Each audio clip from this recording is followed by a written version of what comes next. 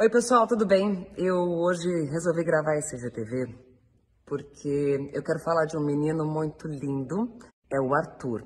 Arthur Belo, ou melhor, ame Arthur Belo. Esse garotinho, assim como tantas outras crianças, também tem AME, atrofia medular espinhal. E por que eu tô gravando esse vídeo aqui? Porque o Arthur precisa da nossa ajuda. Eles estão batalhando para conseguir esse valor em dinheiro que é tão alto, mas que significa a vida dele. O Arthur não está sozinho nessa. Tem uma rede de amigos muito grande, mas a gente tem que aumentar ainda mais essa corrente. Então eu vou deixar aqui embaixo, na minha legenda, todas as instruções para você que pode e que quer ajudar o Arthur, como você pode fazer isso, tá bom? Beijo grande para vocês. Arthur, Papai do Céu vai te ajudar com certeza. Quem puder, ajude.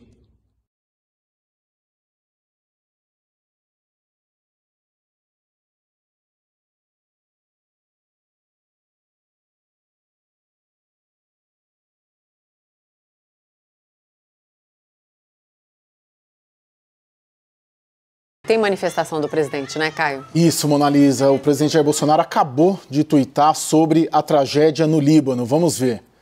Tá lá no tweet do presidente Jair Bolsonaro. Profundamente triste com as cenas da explosão em Beirute.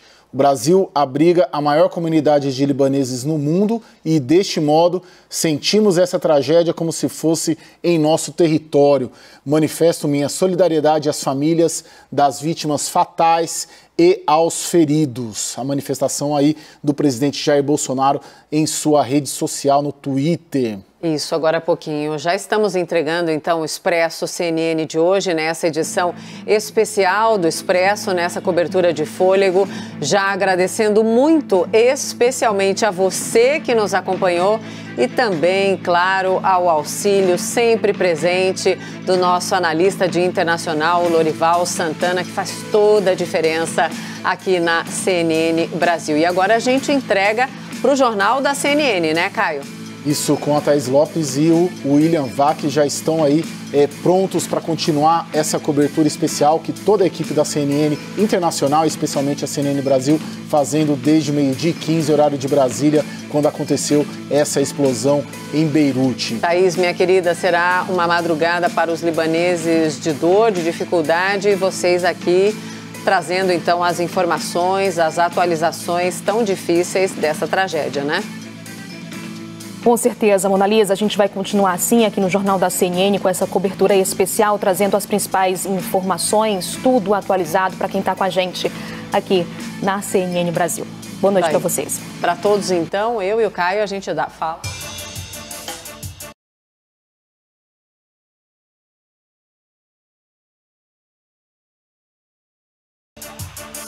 Então é isso, você que está com a gente, boa noite. Esta é a CNN Brasil e este é o Jornal da CNN. Hoje a gente então começa esta edição especial com a cobertura completa sobre a explosão que atingiu a zona portuária do Beirute, no Líbano. Então você fica com a gente.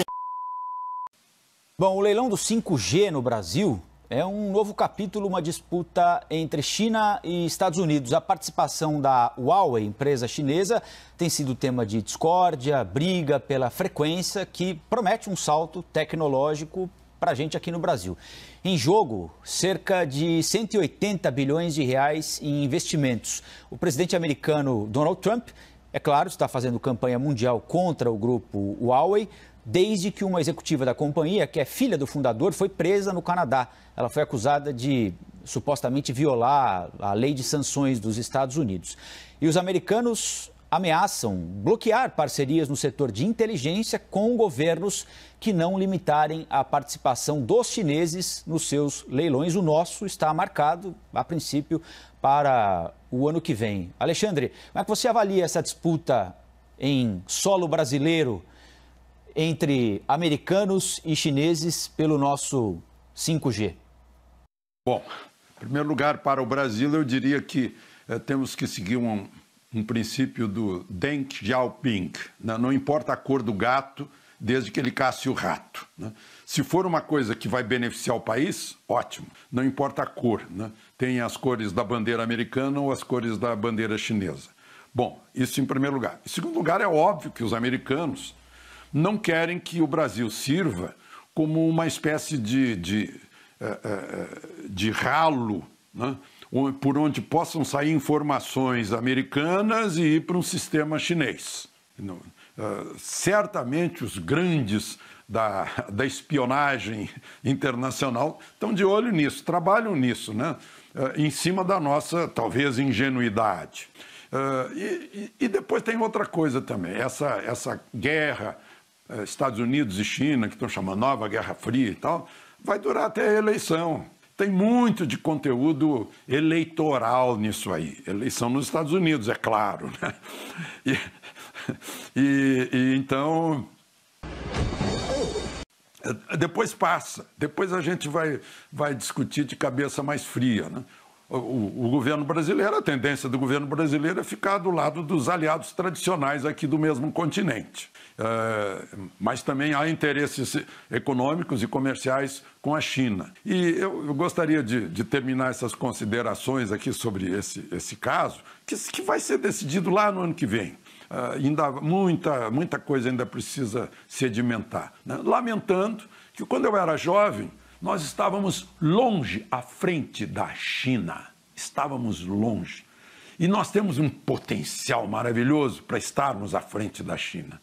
Mas a China está longe à nossa frente, né, nessas últimas décadas. A China não teve preconceitos e mandou seus estudantes para os Estados Unidos, para a meca do capitalismo, para mudarem a cabeça e se prepararem para o novo mundo.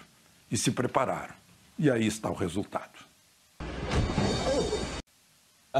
A pandemia, né, Alexandre, mudando de assunto um pouquinho, inviabilizou o funcionamento de algumas comissões temáticas no Congresso. Sendo assim, os presidentes da Câmara e do Senado, Rodrigo Maia e Davi Alcolumbre, estão concentrando em tese uma condição inédita de poder desde que assumiram o comando das casas. Há 4 meses, cabe a eles, quase que exclusivamente, decidir as matérias que são votadas ou não. Segundo dados que nós colhemos do Congresso, na Câmara são mais de 19 mil projetos parados. Desses, mais de 1.000 prontos para votação. Isso é uma vergonha. E ainda são 25 comissões permanentes paralisadas. No Senado, mais de 2.800 propostas e mais de 600 aguardando só votação. Isso é uma vergonha. Além disso, com as comissões paradas, o Poder Legislativo, em tese, perde força para fiscalizar o Executivo. Com essa paralisação, Alexandre, o Maia e o Alcolumbre, os presidentes das casas, ganham força, ganham mais poder de decisão na agenda política do país. É um momento especial do Congresso, do ponto de vista de força política, na sua avaliação, ou não, Alexandre? Colombo, deixa eu juntar algumas coisas sobre as quais nós já conversamos aqui. Em primeiro lugar, rede social. Graças a esse novo mundo digital, estão funcionando a Câmara, o Senado, né, e o Supremo e a Justiça. Graças a isso. Não fosse isso, não estariam nem funcionando. Então, a gente não tem que se queixar de rede social. Número 2, essas coisas funcionam não à distância, não remotamente, muito melhor. Numa comissão, por exemplo, é ali olho no olho, pertinho. Estão discutindo no calor das discussões dentro das comissões. E aí isso não está existindo.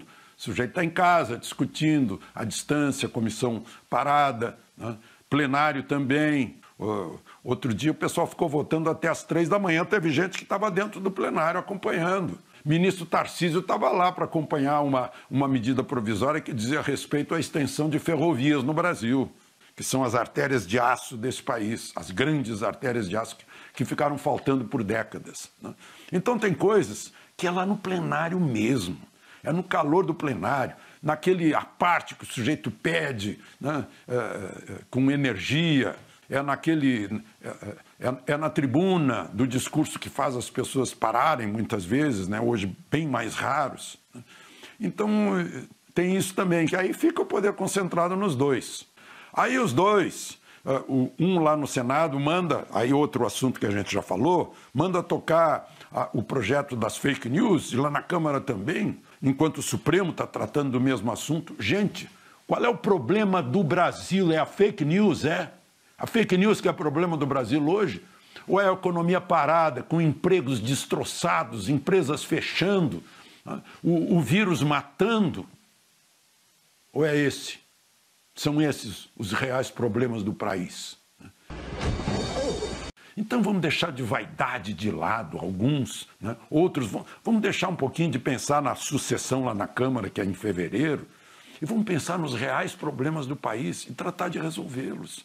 Vocês estão a serviço do país, do povo brasileiro, não estão a serviço de suas vaidades, de suas jurisdições, de seus poderes. Então eu acho que está todo mundo pensando já na Câmara, né? O Centrão se movimentando por causa da eleição do presidente da Câmara, e estão deixando o resto de lado. Reforma tributária, outros assuntos, isso aí não diz respeito à sucessão aqui. O do Senado está querendo ficar, o da Câmara quer eleger o sucessor, né? Vamos pensar no povo brasileiro que os botou lá e que os sustenta. O povo os nomeou e o povo os sustenta, né? Temos que pensar nisso, em primeiro lugar. O real problema do Brasil são os empregos destroçados, as empresas fechadas e as vidas ceifadas, e não as vaidades e os poderes pessoais. Colombo. Alexandre, boa semana, hein? Até amanhã. Até amanhã.